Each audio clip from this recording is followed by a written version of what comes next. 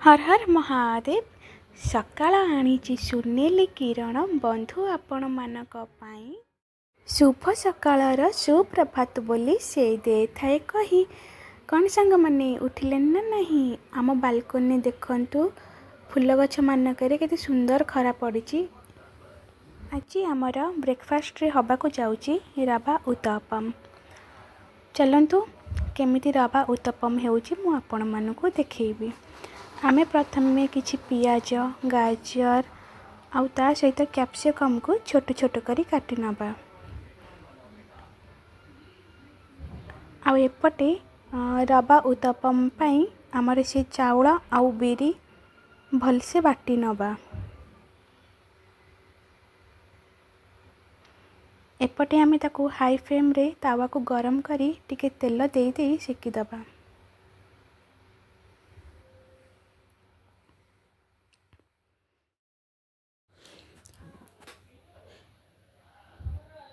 आमर इठी तेल टिके गरम हो सारा पर आमे ता उपरे बटा जाइथिबा चाउल आउ बिरी बैटर को देईदबा।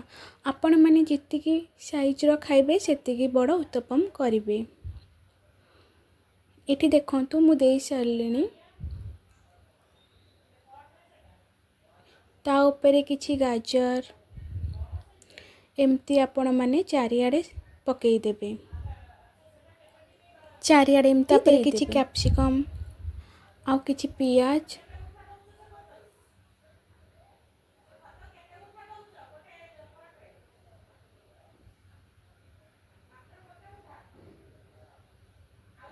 दे सारा पर टिके तेल तो चारिपटे देदेवे जमती से टिके क्रिस्पी देखा जीवो। ता ऊपर भी टिके तेल देदेवे खाइबा पई बहुत टेस्टी लागिवो।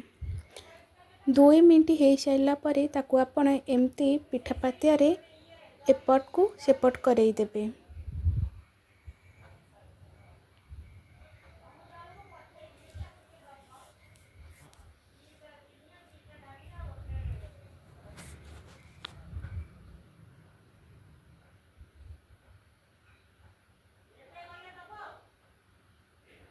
तापरे ता ऊपर गोटे प्लेट 2 मिनट पई ताको घोड़े देबे टिके सिझिबा पई।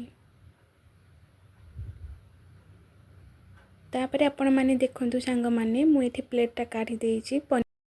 उत्तपम रे दिया जाइथिबा गाजर आउ कैप्सिकम पियाज टिके भलसे सिझी जाइची। आपण माने देखंतु केते सुंदर देखा जाउची।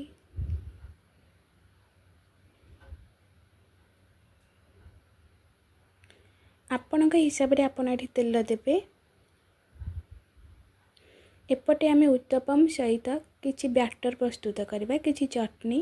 एठी मु मुग डाली को आ बादाम को भलसे भाजी नहीं ताको ग्राइंडिंग करके आनिछि जेपरि तार खदड़ा अंश रहिबनी पूरा पालस हे जिवो।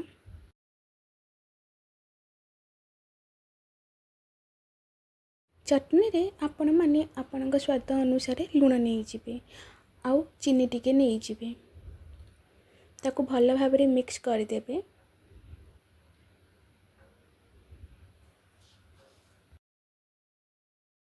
चटनी को छुंक दबा पाई गोटे छोट डंकीटे बसई देती से सोरिष भरसुंगा पत्र शुक्ला लंका 2टा